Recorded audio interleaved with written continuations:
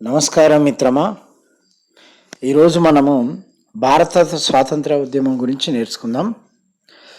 15 August 1947 ఉదయం పూట సూర్యుడు తేజస్సుతో ఉదయించాడు. కానీ ఆ రోజు కాంతి కేవలం ప్రకృతిది కాదు, అది స్వేచ్ఛ వెలుగు జ్వాల.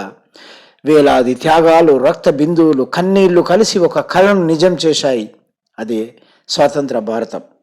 ఇది కేవలం తేదీ కాదు, ఇది శతాబ్దాల పోరాటానికి ముగింపు, ఒక కొత్త ఆరంభానికి ఘంటానాదం. భారతంపై విదేశీ పాలన ఆరంభం.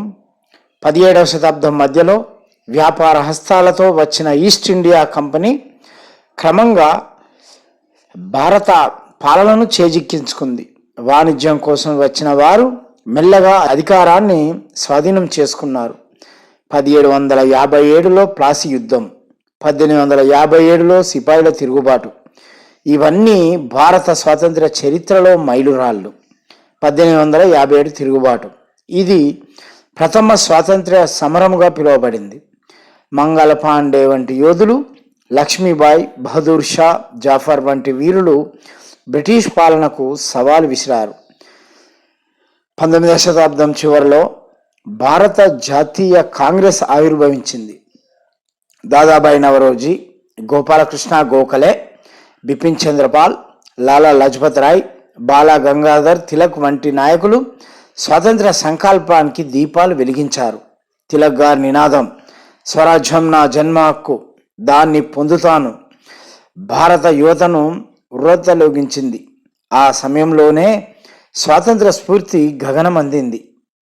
1915లో మహాత్మా గాంధీ దక్షిణాఫ్రికా నుంచి వచ్చి అహింసా సత్యాగ్రహ పథాన్ని ప్రవేశపెట్టారు. చంపారన్, ఖేడా, అహ్మదాబాద్ ఉద్యమాలు, ఇవి రైతుల, కూలీల హక్కుల కోసం నడిపిన పోరాటాలు.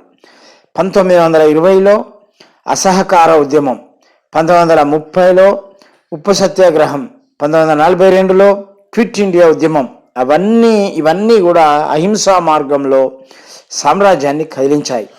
గాంధీతో పాటు సుభాష్ చంద్రబోస్, ఆజాద్ హింద్ ఫౌజ్, భగత్ సింగ్, చంద్రశేఖర్ ఆజాద్ వంటి విప్లవకారుల త్యాగం భారత స్వాతంత్ర్య గాథను మరింత వేడెక్కించాయి. రెండో ప్రపంచ యుద్ధం తర్వాత బ్రిటిష్ సామ్రాజ్యం ఆర్థికంగా, రాజకీయంగా బలహీనపడింది. భారత ప్రజల ఆందోళనలు, ఆజాద్ హింద్ ఫౌజ్ ప్రభావము, ప్రపంచ రాజకీయ మార్పులు, ఇవన్నీ బ్రిటన్ను వెనక్కి తగ్గించాయి. 1946లో నౌకాదళ తిరుగుబాటు, 1947లో మౌంట్ బాటన్ ప్లాన్, చివరికి భారత విభజన అనివార్యమయ్యింది. పాకిస్తాన్, భారత్గా రెండు దేశాలు పుట్టాయి. 14 ఆగస్టు అర్ధరాత్రి జవహర్లాల్ నెహ్రూ గారు ట్రిస్ట్ విత్ డెస్టినీ ప్రసంగంతో ప్రపంచానికి ప్రకటించారు, భారతం మేల్కొంటుంది అని. 15 ఆగస్టు 1947 ఉదయం భారత జెండా ఎర్రకోట మీద ఎగిరింది. రాగాల గళంలో జాతీయ గీతం మార్మోగింది. అది స్వేచ్ఛా గీతం, అది త్యాగానికి జయగీతం, అది ఒక కొత్త యుగానికి ఆహ్వానం. స్వాతంత్రం ఒక్క రోజులో రాలేదు, అది తరాల త్యాగాల ఫలితం. ఈరోజు మనకు ఆ స్వేచ్ఛ ఉన్నా దాన్ని నిలబెట్టుకోవడం మన కర్తవ్యం. కులమత భేదాలు మరచి అభివృద్ధి మార్గంలో కలిసి నడవాలి. స్వేచ్ఛను కాపాడడం అంటే కేవలం దేశాన్ని రక్షించడం కాదు, మన విలువలను, సంస్కృతిని, ఐక్యతను కాపాడడం కూడా. అందుకే ప్రతి 15 ఆగస్టు కేవలం జెండా ఎగరవేయడం కాదు, మన హృదయంలో దేశభక్తి జెండాను ఎగరవేయాలి. స్వాతంత్రం ఇది ఒక పదం కాదు, ఇది ఒక ప్రాణం. శతాబ్దాల కష్టాలు, వేలాది త్యాగాలు, లక్షలాది కలల సమ్మేళనం ఈ స్వేచ్ఛ. లక్ష్మీబాయి ఖడ్గంతో మెరిసిన ధైర్యం, భగత్ సింగ్ గుండెలో రగిలిన అగ్ని, గాంధీజీ అడుగులలో పలికిన అహింసా మంత్రం, ఇవన్నీ కలిసి మనకు ఈరోజు స్వాతంత్రాన్ని ఇచ్చాయి. 15 ఆగస్టు 1947 కేవలం ఒక ఉదయం కాదు, అది చీకటిని చీల్చిన తొలికాంతి.